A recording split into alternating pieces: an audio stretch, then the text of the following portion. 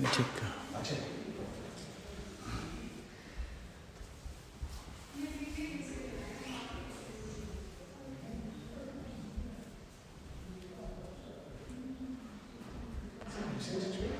Yeah, that Ambal streaming.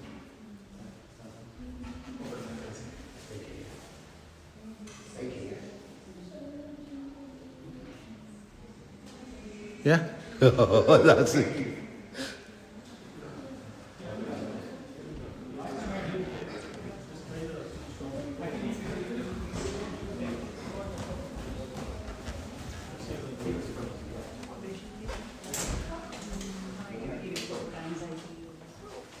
No, I think you remove this from now. You see those who see it out. No, it's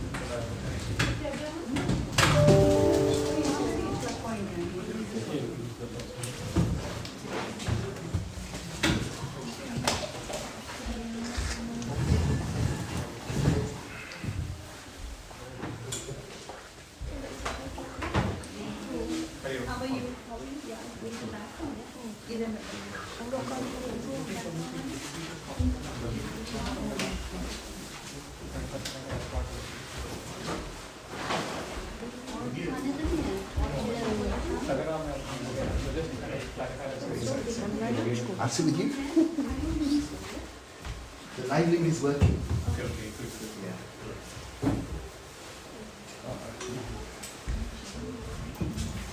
Give you some time.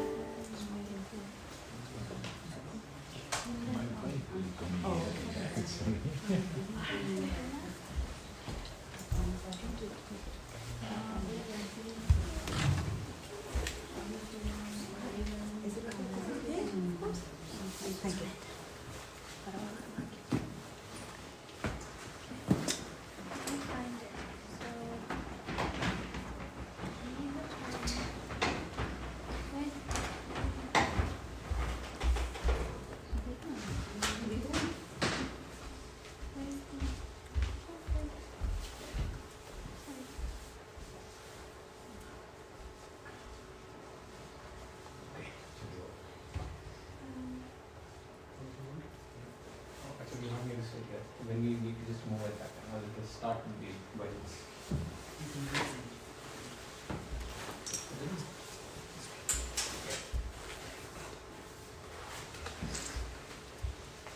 Okay, so let's start with the We'll start with a small bhajan, and after that we will do the opening prayers, and then Shankar to take us on.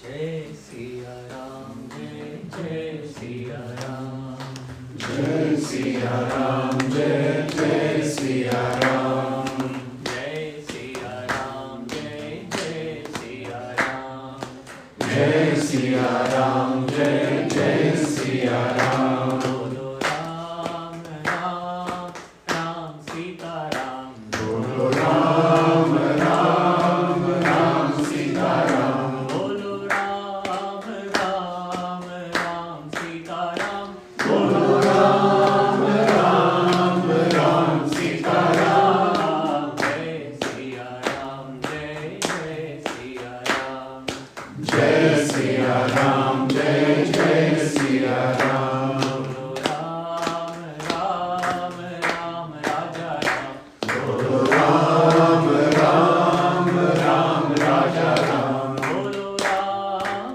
Ram, Ram Raja Ram, Bolo Ram, Ram, Ram Raja Ram, Jai Siya Ram, Jai Siya Ram, Jai Siya Ram, Jai Siya Ram, Bolo Sham, Sham, Sham Radhe Sham, Bolo Sham, Sham, Sham Radhe Sham, Bolo Sham, Sham, Sham Radhe Sham, Bolo Sham, Sham, Sham Radhe Sham,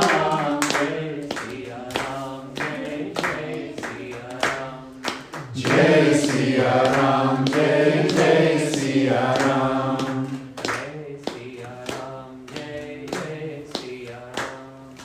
Jai Siya Ram, Jai Siya Ram.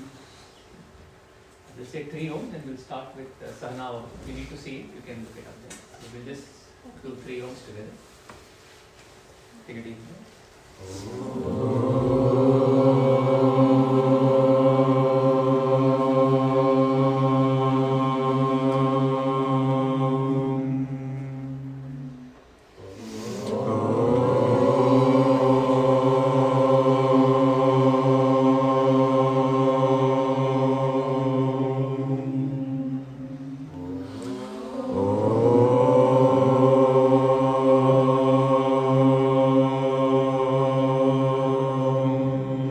Let's say it all together. Om Sahana Bhavatu, Sahanau Bhunaktu, Sahaviryam Karavavahai, Tejasvinavadhitamastu ma vidvishavahai. Om Shanti Shanti Shanti. Vakratunda Mahakaya Suryakoti Samaprabha Nirvignam Kuru Me Deva Sarvakaryeshu Sarvada Pujantam Rama Rameti Maduram Maduraksharam Aruhya Kavita Shakam Vande Valmiki Kokilam Manojam Marutatullya Vegam Jitendriyam Buddhimatam Varishtham Vadatmajam Vanarayojamukyam Shri Ramadutam Sirasa Namami. Hari Om. So we'll stop here with the slide. So we are currently learning Valmiki Ramayana. We are at the first section called Balakanda, which is predominantly the birth of Rama, some of the events before the birth of Rama. That starts with the doubt of Valmiki, and then how the story goes from there. So far we have been learning the various incidents that have been happening since the times Rishi Vishwamitra took Rama Lakshmana with him to the forest. Now during that time, Vishwamitra is a great storyteller. He has been sharing something like 8 or 9 different stories along the way. We learned about the story of Ganga, we learned about the story of Tataka. There are several different stories Vishwamitra keeps talking about and sharing with them.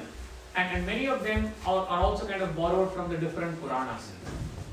So last time we learned the story of Ganga, we briefly also touched upon their going to Mithila.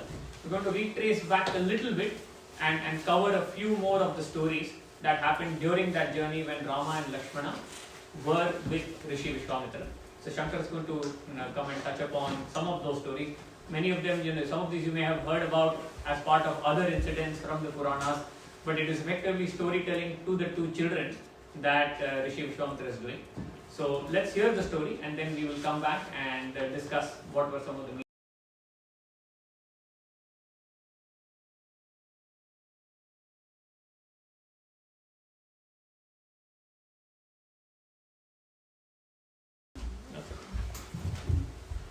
Shri Guru Namaha.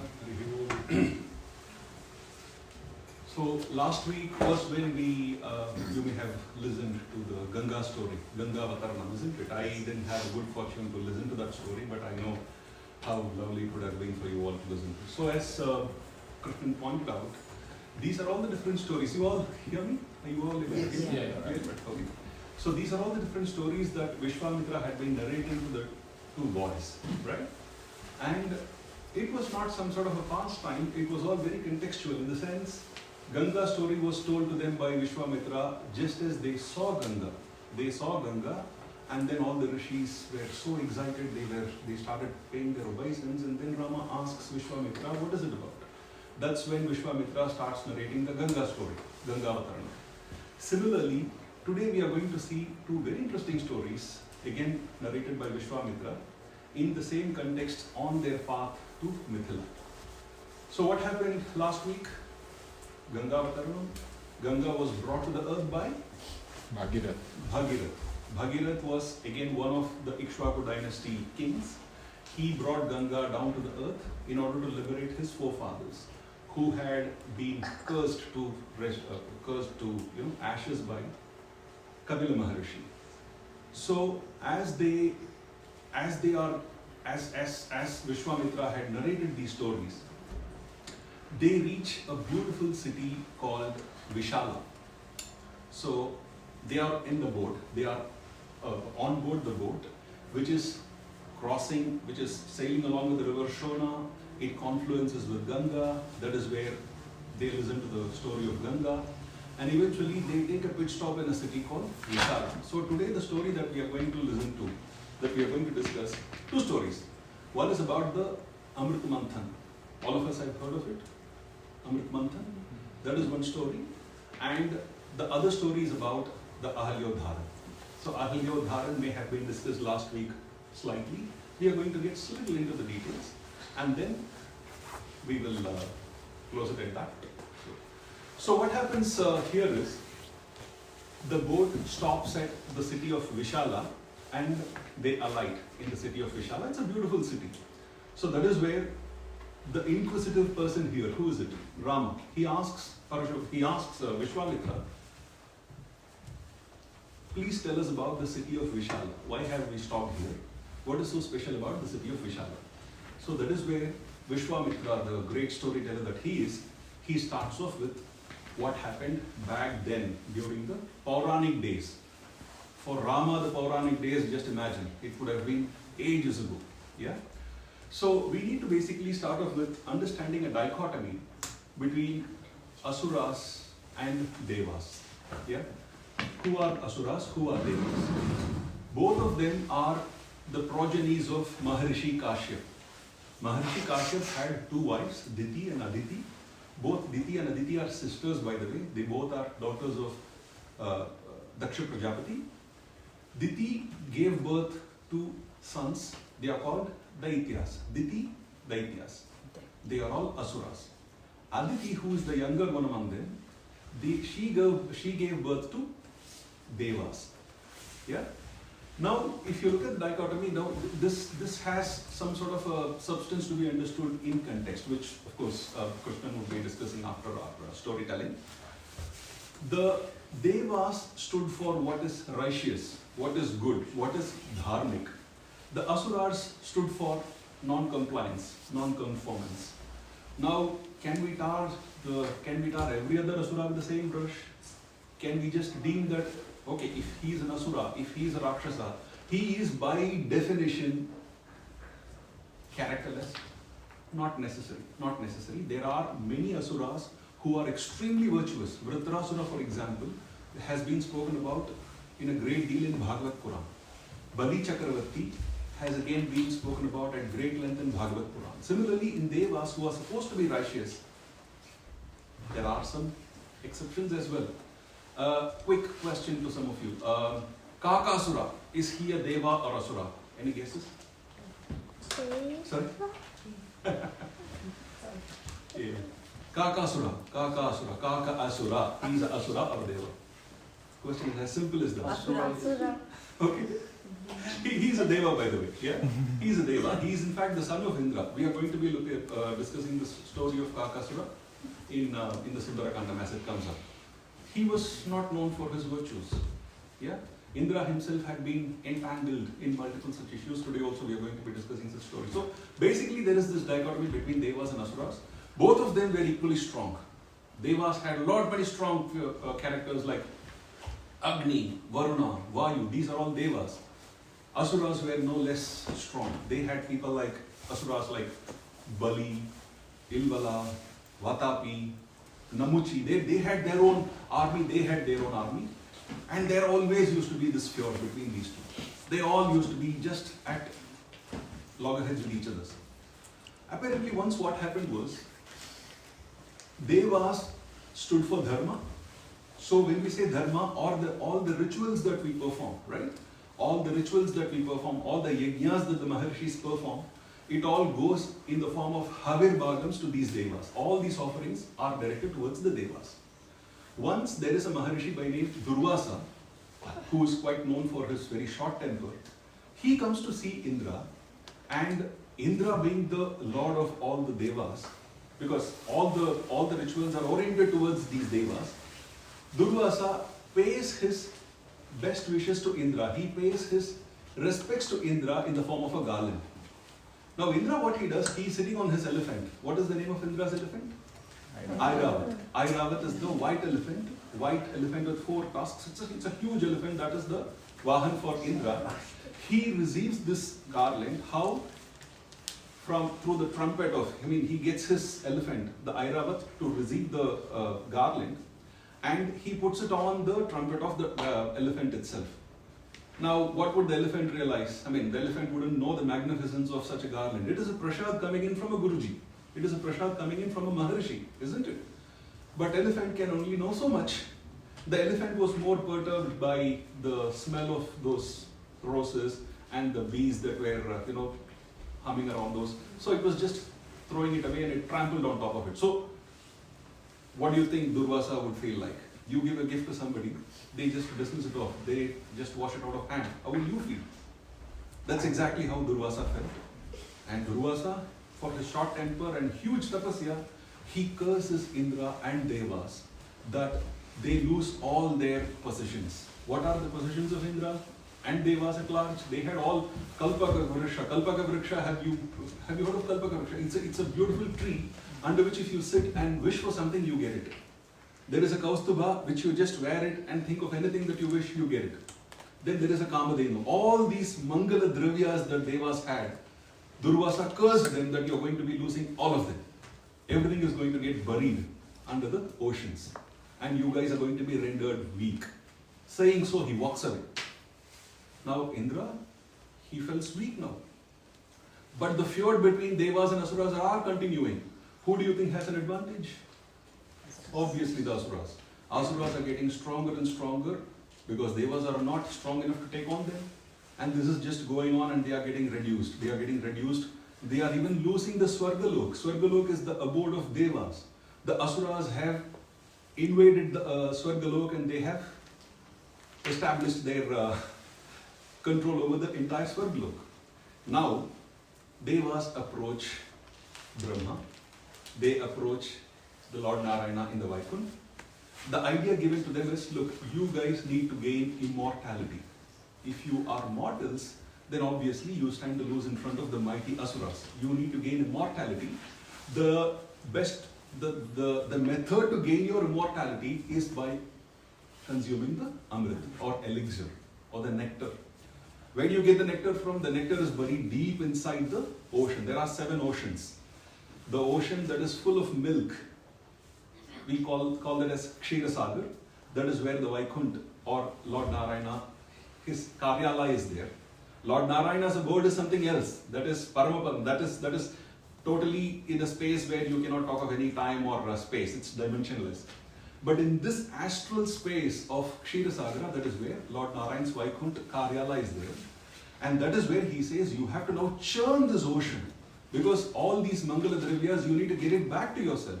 So you therefore have to churn this ocean, and upon which you will be getting all your Mangala Dravyas back and also the nectar. How do you do that? Is it a human task? Is it even, forget humans, is it even a task that's possible, that's feasible for Devas? Certainly not. And that is where Lord Narayan himself suggests that get into a diplomatic relationship with your Asuras, get into a deal with them, tell them that let's collaborate to bring this nectar out, and once the nectar is out, we will share this among ourselves. Fine. The Asuras are game for this deal. Now, you need a rod. Have you churned milk? Have you churned curd, ghee? No. You've seen that? You haven't. Well, you need a rod. And you need a rod and you need a rope. If you've seen some of the pictures, you may have seen the picture of Yashoda, kindling the pot where Krishna comes. You may have seen those pictures, right? So you need a rod and you need a rope. Not for kindling something, not for churning a pot, but for churning an ocean. So therefore the rod has to be as mighty as it is. So they bring in a huge mountain called Mandara. Mandara mountain is brought as the rod. And what's going to be the rope? There is a huge snake. So snakes, there is a world of snakes, Nagalok. And there are different big mighty Naga kings like Karkotaka, Takshaka, Vasuki, Dhritarashtra. There is a Naga called Dhritarashtra. So one of the Naga kings come forward to act as a rope, because he's also going to be getting his share of the nectar. So everybody has to, play a role here. So he comes forward, and there is a rope that's ready. There is a rod that is ready. On one hand, it's going to be Devas, and on the other hand, on the other side, on the other flank, it's going to be Asuras. Now, Devas, this is again a matter of a game. Devas, the Indra, he goes to Bali and says, okay, Bali, you know what? We will take the head side of the serpent. You guys take the tail side of the serpent. You guys are weak anyway, so you can go manage the tail side of the serpent. Just to provoke him. Listening to this, Bali said, no, of course not. Of course not. Who says who? No. We are going to have the head side of the serpent, because that's where the pride is. We are not going to catch hold of a snake's tail. You guys do that. Why did Indra do that? He did that deliberately to get the Asuras pushed over to the head side of the serpent, because he knows pretty well that in the course of churning, the snake is going to let out a lot of poison. They will not be there able to withstand that poison. So Devas are delegated to the right side, Asuras are delegated to the other side. They start churning the ocean. So when doing this, there is a huge pandemonium. So because so many good things are going to come out of your ocean, isn't it? So many good things are going to come out of the ocean. Even before anything has really happened, any result has been achieved, there is a huge argument among others, among all the Devatas. They say, okay, you know what, I'm going to take this, when Kaustubham comes out of it, it's for me. Hey, listen, the Apsaras are all going to come out. We will take one among each, no fighting, huh? Careful. Uchchaisravas, the horse, the wonderful flinched horse is going to come out. Look, last time you had it, this time I'm going to have it. This type of an argument has started before even anything came out of it, And everybody were just, and be careful, and Devas are they are forming alliances among themselves. You know what, last time Bali is just eyeing on the Uchchaisravas, make sure that he is not even getting to see that. Nothing has happened, and still they have started fighting among each other. When this type of a pandemonium was existing, what came out? A huge, something dark, something diabolic, something horrible, something lethal started coming out of it. Halakal Vish. the lethal poison, the holocaustic poison of halakal. That was what coming out of it. There was not a single volunteer to take this in. They started just running away. They started running away.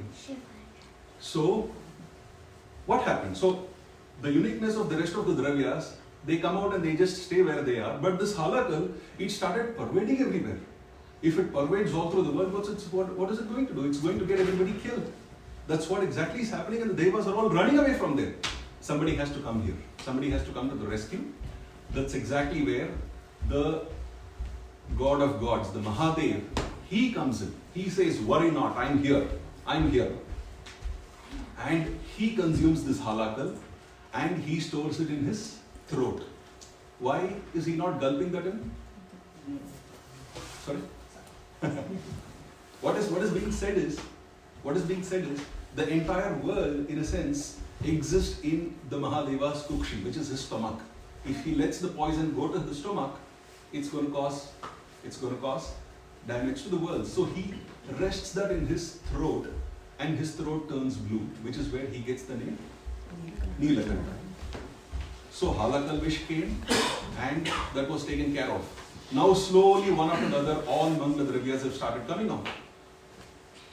So each dravya is being taken by one person. So Uchchaisravas goes to Bali, who is from Asura. Airavat, Indra takes it over. Kaustubha, that is taken over by Vishnu. The moon is also a product of this churning exercise, and that was given to Shiva. You know why? To cool his throat down, because he's having such a hot, such a burning, acidic poison in his throat, and this was given to cool his stomach. But what Shiva did, he picked up that Chandra and he kept it on his mukut. He said, good things have to be kept, it should not be consumed. So these are all things for us to really learn, you know. And similarly, Apsaras started coming out, everybody started dividing the Apsaras among themselves, and finally, a Varuni, who is the Sura, that basically stands for one, it came out and Devas took that over. That's the reason Devas are called as Suras, and those, the Daityas, who did not take that are called as opposite of Suras, which are Asuras. That's how they derived their names as Asuras. Yeah. So finally, Goddess Lakshmi comes out of it, and she herself goes and sits on the chest of Lord Vishnu. Finally comes the Dhanvantari with the pot of nectar. He comes out. So finally, what everybody were looking at, it is out there. And what happens? The Asuras, being the aggressive set of people, they snatch away the pot of nectar from Dhanvantari and they just run away. Now Devas are standing there helpless.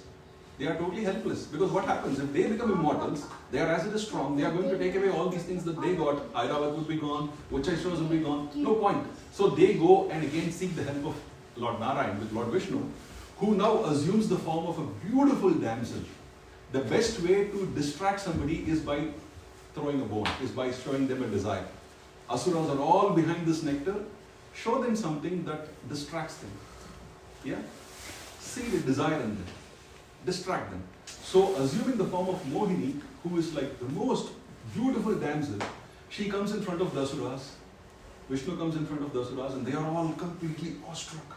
They forgot that there is an Amrit, they forgot about the competition, they forgot about the fight. They are all looking at Mohini as if nothing else is there in the world. Now this Mohini takes over that pot, and she says, all sit in a proper row. Kids, Devas sit over here, Asura sit over here, and I will distribute. I will do a good job distributing it all. And Vishnu, what he does, when distributing it, he goes near an Asura and he just smiles. So the Mohini, she just smiles at them. So they just completely, sort of get intoxicated by the smile. By then he will certainly run to a Deva, serve some nectar to him. Then comes back to the next Asura. So this way, Mohini was literally taking them for a ride. Devas were getting all the nectars. There was just one exception, one Asura, he sort of saw the plot, and he made his way to the other camp, and he even consumed the nectar, and which Vishnu immediately throws his discus, the Sudarshan Chakra, and he severs his head off. But he has already consumed the nectar, so he cannot die. So the head part of it becomes one planet, which is Rahu. The torso becomes another planet, which is the Ketu. So that's the only exception where the Asuras have consumed nectars. Otherwise, the last drop of nectar is now over. Devas have got it. Mission accomplished. Asuras are now taken for a ride. But it is what it is. Now breaks out a huge, ferocious fight, battle between Devas and Asuras. Devas are now no weaklings anymore. Take no prisoners. They take head on, they take the bull by its horns. They literally decimate the army of Asuras. They take away everything that the Asuras had taken away from Devas once. They redeem the entire Swargalok and they relegate the Asuras to the nether worlds of Patal. The nether worlds of Patal. So there are 7 plus 7, 14 worlds, isn't it? Which is the world that we all live in? Any guesses? Bhulok. Bhulok is our world. Then you have Bhuvalok, Suvalok, Mahalok, Janalok, Tapalok, Satyalok. That is the top 7 worlds. Similarly, there are 7 nether worlds. Atal, Vital, Sutal, Talatal, Rasatal, Mahatal, Patal. Patal is the 7th nether world. The bottommost world. The Asuras have been pushed over to that world. Thus ends this Vaibhavam of Amrit Mathan. Now, who is the mother of these Asuras? Diti, Daityas, right? Diti is extremely perturbed. She says, she complains to Kashyap that no, this is not done. I need a son who is going to be strong enough to slay Indra. And Kashyap says, Maharshi Kashyap says, you can do your penance for 1,000 years. But mind you, you have to follow the utmost discipline. You have to follow the utmost discipline. Even one single deviation, it's going to become counterproductive. So that's it about mantras, you know. That's it about Vedas and mantras. If we do that, if we say that, we have to be doing that in proper style and devotion and dedication. Anything that goes wrong, not only that it will become it will not become effective, it will also become counterproductive. Yeah. So he warns Diti. He warns Diti that you've got to be careful for the next 1,000 years when you do your tapasya. She starts doing the tapasya. Where? In this city of Vishala, where Rama, Lakshmana, Vishwamitra are all seated. She comes to the city and she is doing this tapasya for a very long time. And who comes to serve her? Any guesses? Somebody comes over to serve her, to be of service to her. Indra himself comes to serve Diti, who is doing a penance to kill Indra. So do you smell a fish here? Yes. Of course, he is there with a purpose. He is trying to find a loophole so that he can completely, because that's exactly what Indra does. Indra does that with Vishwamitra. Indra has been doing that with many other rishis. He comes here to do the same with Diti. But he is really being sincere because Diti is his stepmom in a sense, right? It's not like other rishis. Diti is Indra's stepmom. So he is there, he brings her the firewood for doing the fire rituals, he brings her the food, the roots and the fruits and everything. And whenever she's tired out of her penance, he even does the padaseva, which is to massage her legs. He does all these things, and looking at that, Diti is really pleased, and she says that, look, there is just 10 more years left. Once I get my son, he is there to be your enemy, but I will make sure that he is kind to you, so don't worry. Indra says, yeah, fine, so be it. But once what happened, it was a noon time and she takes a nap. That is not in compliance with the discipline. Not only that, when she was taking a nap, her locks fell on her feet. These are considered to be transgressions of these norms. Now who is at an advantage? Who is watching all this? Indra. He gets into her womb and slices her fetus into 7 parts. That is when Diti wakes up. She says, no, Maruda, don't kill him, don't kill him. He says, no. She says, don't kill him, and she says, don't cry, Maruda. So finally he says, okay, it's happened because that's exactly what I came here for, and that's done. And she says, yes, it's my fault, it's not your fault, but at least do me a favor. Let this fetus be born and let that be a part of your God's community or Deva's community. That's where Indra says, so be it.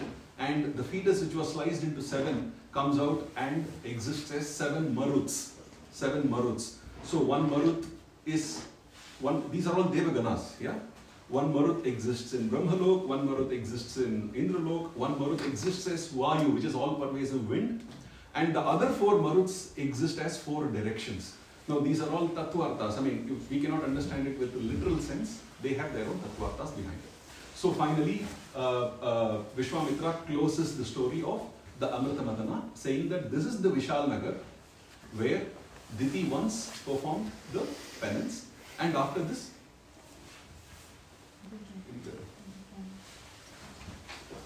we can. You carry on, Chandran. We'll look at it. yeah. So, and then who is there in the Vishal Nagar currently? It's one from Ikshvaku dynasty.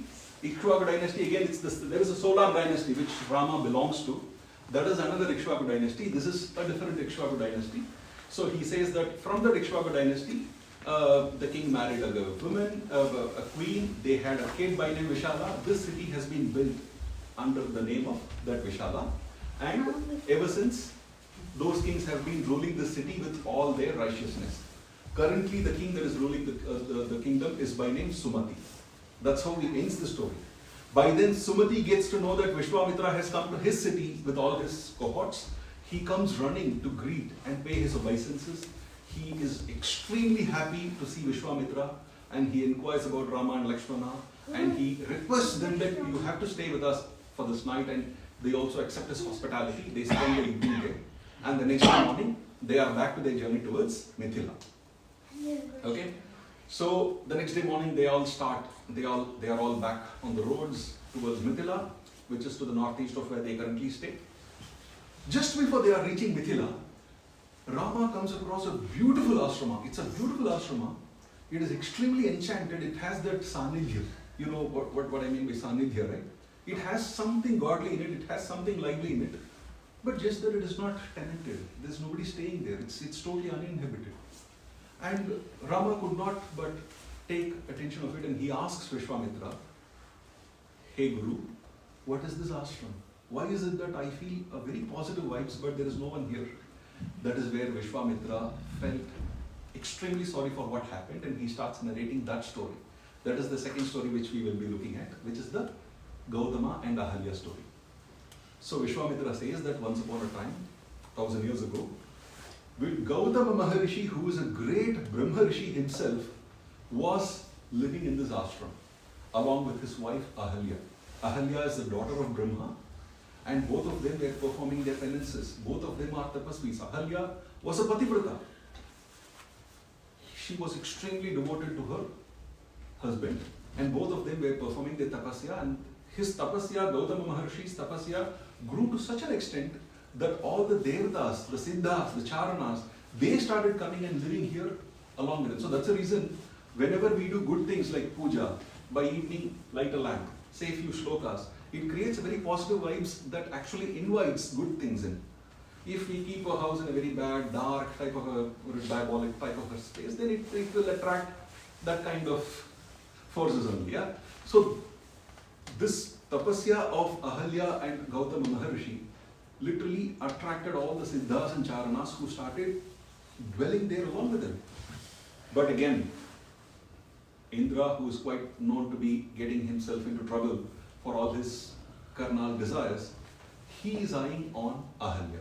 He develops a very unholy desire for Ahalya. And what happens is, once when Gautama Maharshi is outside of his ashram, he has gone to gone to do his daily prayers or anushtans. Indra, in the guise of Gautama, he gets into the ashram and he solicits Ahalya. He solicits Ahalya for a very unholy union. Now Ahalya, with her Jnana Drishti, she is also a Rishi Patni herself. She could see that this is not Gautama Maharishi. Though he is in the guise of Gautama, he is not Gautama. And she also realizes that it is Indra. And who is Indra? Indra is the same god towards whom all the Maharishis offer their oblations. Yeah? So she is in some sort of a moral dilemma that the same Lord of the Devatas is here soliciting me. She gets into some sort of a moral dilemma and gives up her pativrata. She gives up, the sin gets committed. The sin gets committed. But that is exactly when the Gautama Maharshi also comes back to the ashrama and takes notice of what's happening.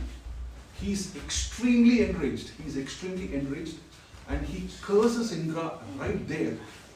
He curses Indra that he loses his manhood and he gets 1,000 eyes all through his body.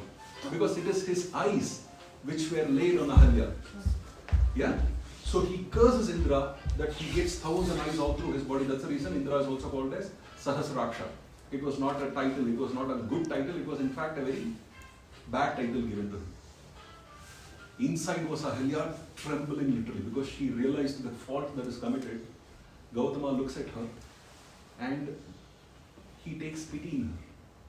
Yeah, he takes pity in her. He says that, look, my tapasya has been corrupted now because of what happened. I have to go back to Himalayas. I am going to resume my tapasya once again. But you're going to be exposed to all these wrong eyes being laid on you. So I'm going to curse you.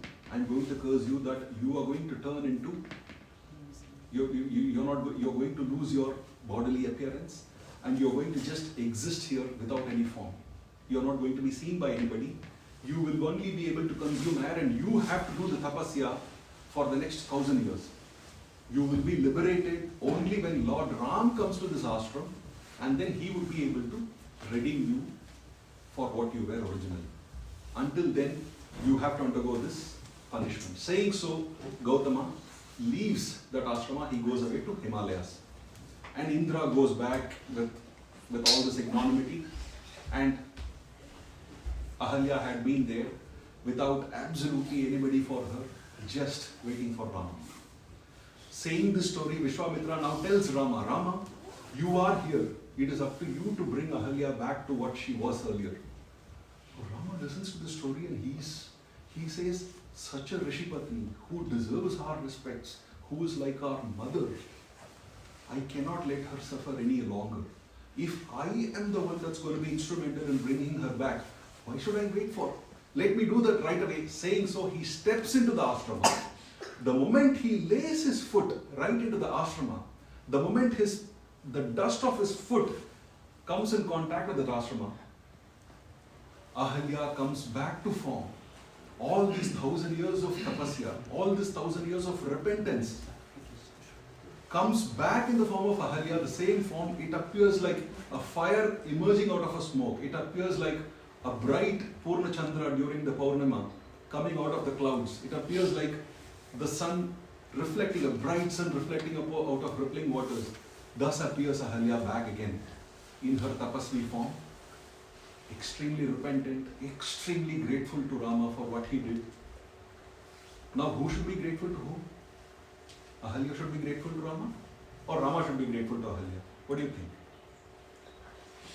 Somebody helps me, I should be grateful to them. But what happens here? Rama and Lakshmana falls on the feet of Ahalya seeking her blessing. Because Rama says, she is the Rishi Patni, she is my mata, she is my mother. I need her blessing. And Ahalya also pays all her hospitality to Rama Lakshmana. Looking at this, the entire Devatas from the heaven who had been watching this, because this was an episode which put the entire Swargalok in perils. It was causing them a disreputation. Now that Ahalya is back, they all descend flowers upon Rama, Lakshmana and Ahalya. When this was happening, Gautama also realizes, because he is a Brahma Rishi, he can see that through his Jnana Drishti. He comes back to the Ahalyashram and he reunites with Ahalya. Seeing that Rama and Lakshmana are extremely fulfilled, Vishwamitra is extremely happy, so thus they move on from there, from the Ahalyashram towards Mita. Thus ends the Ahalyodharan. So what Mirabai sings here is, she says, Charana Raja Mahima Mayam Jani. She says, Charana Rajas meaning the dust, Pada Dhuli, the dust coming out of Lord Ram's feet is so great that I know how great it is. Yahi Charana se Ahalyodhari, Gautama Pattarani. She sings so. So not just Mirabai, there are many such bhaktas who had sung in praise of this Ahalya episode. With that, Lord Ram liberates Ahalya and he goes forward to Mithila. So with that, I close here and hand it over back to.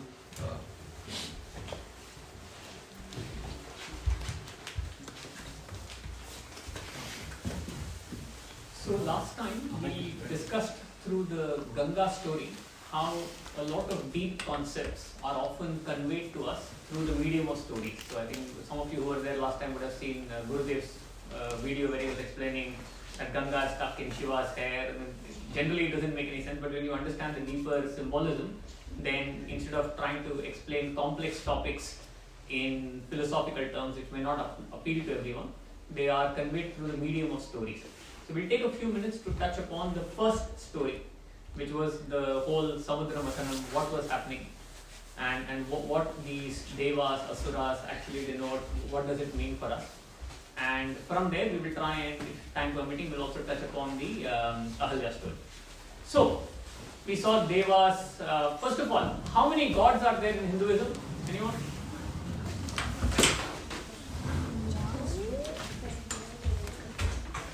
Multiple choice, I won't give you choice.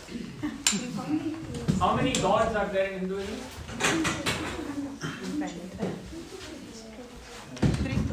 Yes, dear? Many. How I thought this was supposed to be many. They were told in the question itself. How many? The question is the how. Okay, anyone else?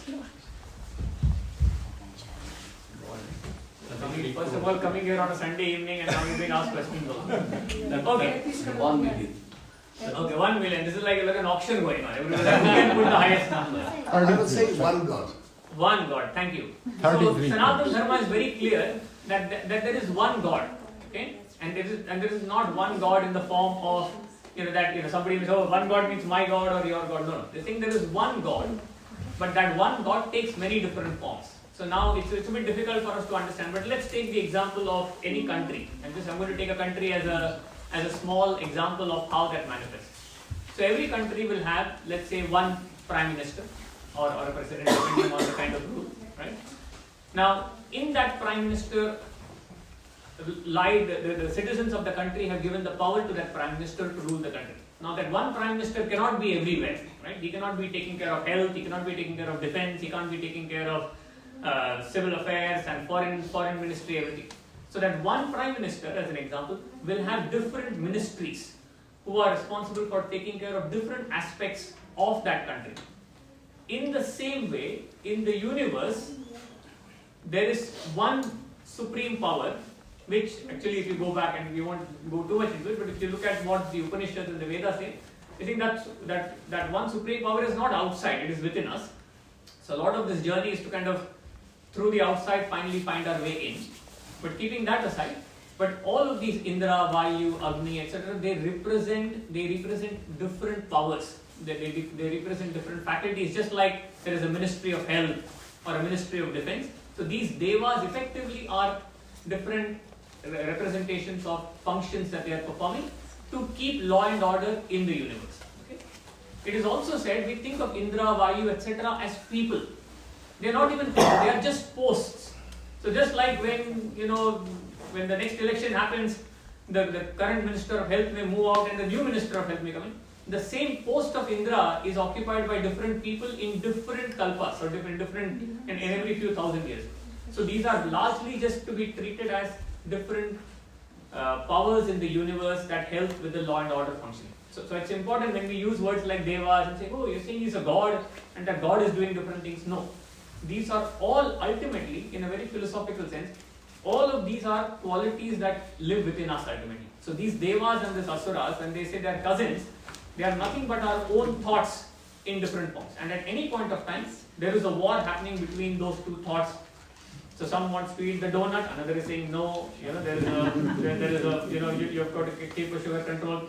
I want to go on TikTok, the other part of me saying, do I really? So we are constantly, at whatever age, we are constantly battling these thoughts. So this Deva-Asura fight, in effect, represents that what is being said outside is something that's going on in. So now let's take a moment to think about this whole Samudra Manthan story that we learned earlier. So the quest was for immortality, right? And now in today's times, if you read the news, everyone from Elon Musk to Jeff Bezos, everybody is trying to find ways to get that magic pill to kind of elongate our life and anti-aging, etc. So everybody here is also cheering. But thankfully, we can see this quest was not new. It was something that in our scriptures, it's been going on for a long time. But the real immortality is not the immortality of this body, right? Because this body comes with a shelf life. Now maybe in the past it was 60 years, maybe today it will be 100 years. But this body has come from nature, it is going to go back to nature. So the real immortality that's being spoken about is when we realize what our real nature is. So that's the quest that is going on. And to be able to do that, all of these forces within us, the good forces, all of these thoughts have to come single pointed. Now you would have seen in one of those pictures we showed on the mountain, the mountain was standing, the mountain was slipping. So this churning of the mountain is effectively churning of the mind. So when somebody sits for meditation, for example, the mind is in a chaos. So that's the churning that's happening. Mind is saying, no, I've got this to-do list, I've got a meeting tomorrow, I've got homework, I want to watch TV. And you're trying to say, no, I want to really get this mind single pointed and focused. But to be able to do that, the first and foremost, you can't do that with your eyes open and you're like, smelling nice, maybe pav bhaji for dinner, I can hear this music, maybe that movie is on. So the way to do this is you have to first of all control the five, or at least close the five senses, right? The eyes, ears, tongue, all of those five senses. So that is what the tortoise represents. Because the tortoise effectively says, just like when it senses dangers, it will withdraw it into itself and you'll only see the shell. So that is what a seeker needs to do in terms of, first of all, bringing all his senses from, you don't have to kind of, harm anything. You just have to close your eyes, stop listening to others, maybe sit in a quiet place, don't be too distracted. So that's what the tortoise represents. Because that's the only way, that's the foundation on which the churning can happen. Because if that's not there, then we are only going to have churning, no concentration, no immortality. Now, when this churning initially happens, and the mind, you're trying to put it, the seeker is trying to go through that spiritual process to kind of control his thoughts, from many thoughts into one thought and purify the mind. Initially, seekers will find that this poison that comes out, that is said, people who are normally very calm, composed, suddenly can feel very angry. Because a lot of the pent up subconscious, unconscious imprints in us, which in Vedas it's called vasanas, they start to emerge out. Because initially they come and they are trying to kind of, and you yourself be surprised. I was generally a calm person. Why am I kind of getting such negative thoughts? Because they are all kind of coming up to the surface, because they were all there, but they were partly almost submerged. So when this process is happening, that starts to come out. That's why they say you don't follow them, you don't ignore them, just see them coming, it's another thought that's going away, and they are all getting exhausted. Once that phase passes, then the different powers come. That's why people often acquire different, they call it siddhis. I can now walk on water, I can make mango come from somewhere. Now if you get trapped in that, you can get great powers, you can get a great brand name on Instagram, people will want to come and take selfie with you, but you will not gain immortality. You may get a great fan following, you may get all of that, but then you are now trapped back into just another person with who can do more magic tricks, and with their mind they can control stuff. But that's not the goal. And that's why ultimately that's where the nectar comes. Because if you're patient, you are controlling your mind and senses, you are not letting the negative thoughts affect you, you are not getting swayed by the powers that come through this process of reflection and the spiritual journey effectively, only that person is ultimately entitled to that nectar. But even there, you need the grace of the Lord. That's why if you see, at every step through the journey, to know how to get the nectar, they had to go to the Lord. When they tried to bring that mantra into this whole this thing, then they could not carry that mountain. They needed the Lord to come in and carry it. Through Garuda. When they were trying to churn, the mountain was slipping. They needed the Lord to come as Varaha avatar. Kurma avatar. So then they had to the Lord had to come there. So in all of this, and finally, when the nectar had to be received, they had to still do that. So the spiritual significance of this whole story, it's a nice story, we can listen, we'll enjoy.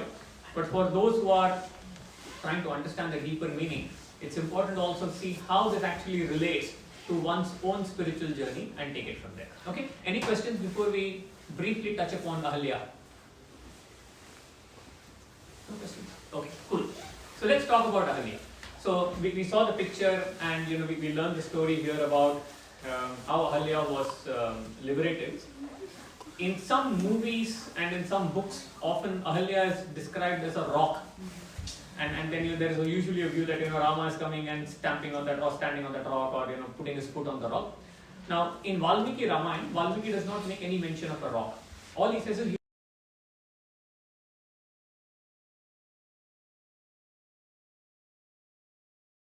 what he's really saying, Valmiki is saying, or Gautama Maharshi is telling, like we were describing earlier, is we don't want you to attract anybody's attention.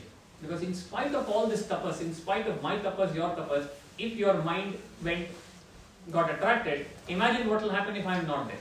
So if you are performing penance, you need to have full focus and concentration. So sometimes when we are studying or in full concentration, we have no idea what's going on around us. To be able to do that, what seemed like a curse was actually a blessing. So he said, I don't want you to get distracted. You need to continue your tapas so that your mind can become so single-pointed and purified that none of these temptations attract you or affect you. So that's so he doesn't really use the word stone, but in some in some of the different variants of Ramayana, they have kind of used that. Now, one of the questions that has often puzzled many commentators is, how exactly did Ahalya get her deliverance? How did she get her emancipation? Right? Now, one of the Rishis, Parashar Maharshi, says, actually just by Rama's glance, he didn't even have to come and do anything. He had to just glance at that place, and through that was the power of Rama's glance, that all her, her penance was fructified and all her sins went away. Tulsidas ji and Kamban in Kamban Ramayana say that it was through Rama's feet or Rama's paduka. Right? And like in the story we heard now, the other version by some commentators, including Vedanta Desika, is they say Rama's gait or his walk was almost like an elephant. They say mattamatanga gamanam is often the term used. So when an elephant walks, a young elephant walks, as you're walking, dust will flow from it. So the dust from Rama's sandals, not even from his feet, sprinkling in the air and landing in that ashram was enough. That's why also in Hanuman Chalisa we use this word Shri Guru Charan Saroj Raj. The Raj there is the mud. So you are saying, Tulsidas ji starts the Hanuman Chalisa by saying that my mind is not in my control. To purify my mind, I need the dust from the feet of my Guru. Guru Charan Saroj Raj, the lotus feet of my Guru. That is enough to purify my mind. Now you might say, how can I use mud to purify my mind?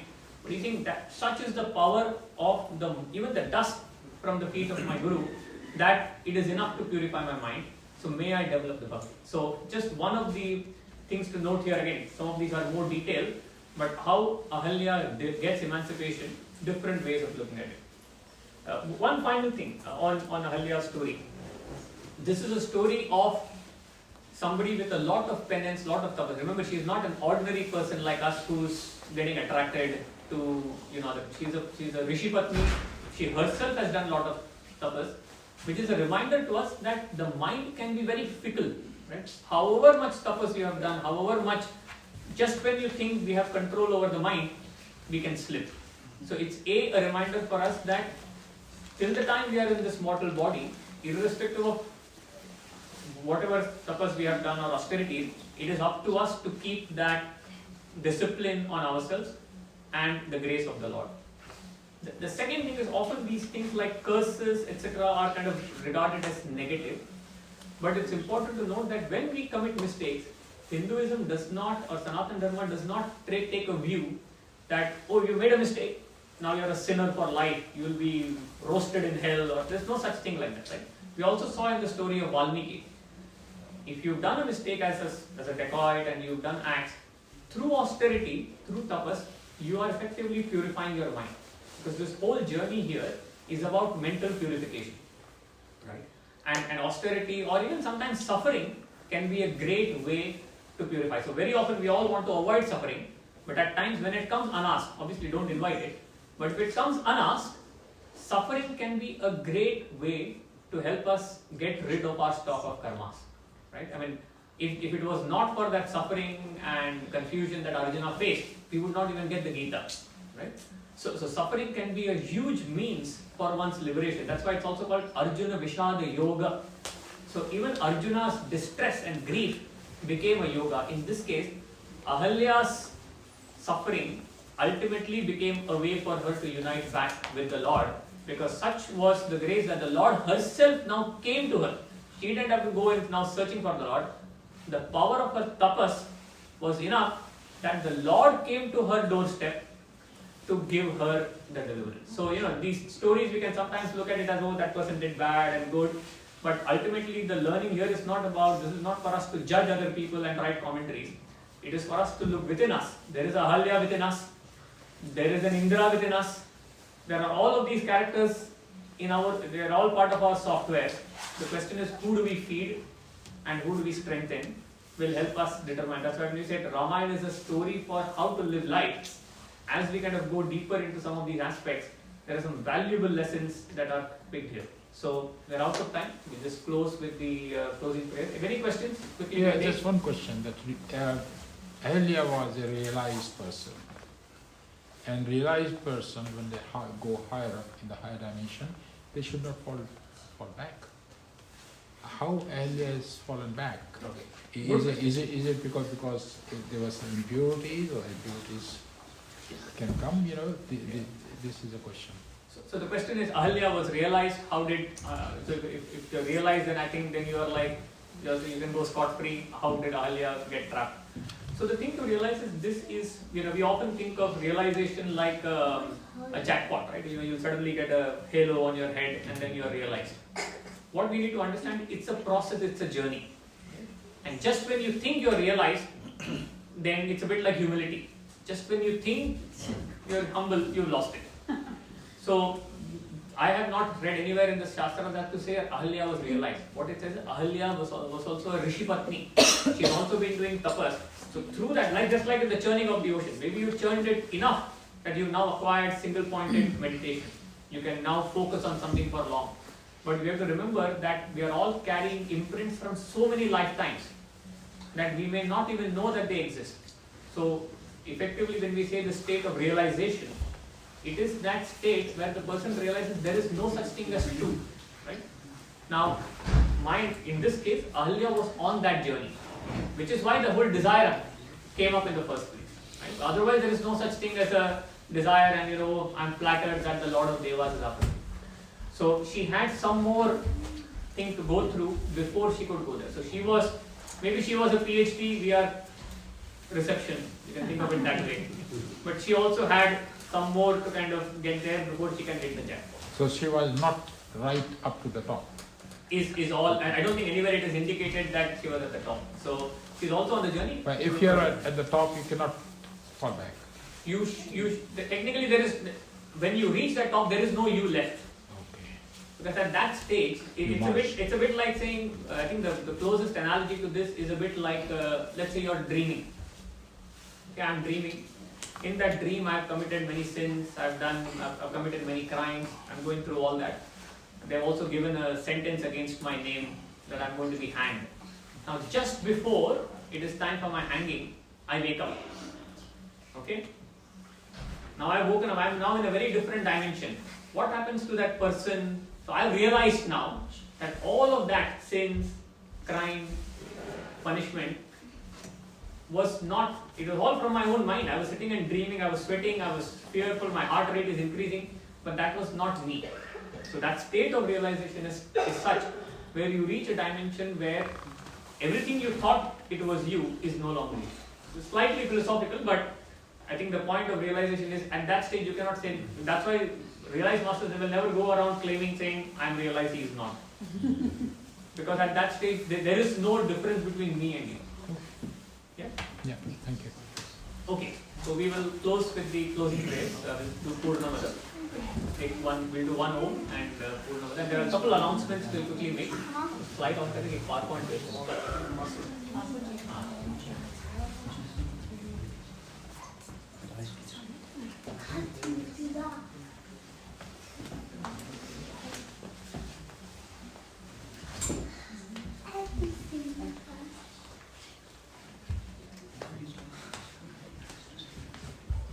So one Om, take a deep breath.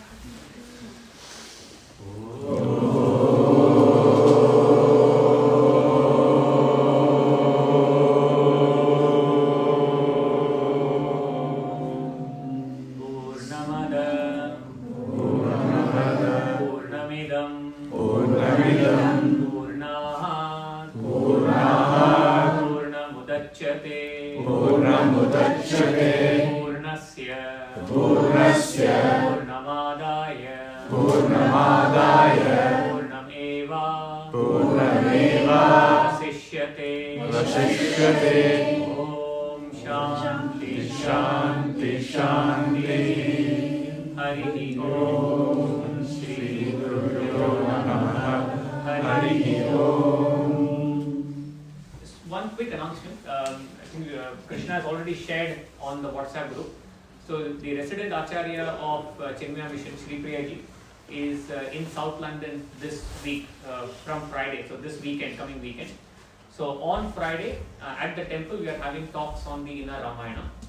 So this is effectively the Adhyatmic version of it. So from a Vedanta perspective, similar to what we discussed, what does Sita actually represent? What is actually, we are seeing the story, but she will kind of delve into some of the deeper aspects and the more philosophical aspects. So that talk is happening 7:15 to 8:15 on this Friday evening. And Saturday there is a, as Shivratri is approaching next Friday, there is a talk on significance of Shivratri at Rose Hill. As part of the Bal Vihar classes we are running, on Sunday we are doing a Shivratri workshop with Sri Priyaji at, this is very close to BMQ. So if you are interested, all details are here. But I just wanted to kind of make sure you all are aware. Please try and attend all of these talks, make the most of it, and spread the word in your with your friends and family. Thank you. What time on Friday? Sorry? What time on Friday? 7:15 to 8:15. Similar. Thank you. So this, for the next slide, I think this is the family camp also that's happening during the Easter long weekend. We can put the details, Krishna can send it to you if you want to kind of share, or we'll give you the link to the website and people can browse it there. Yeah? Okay, thank you. Thank you.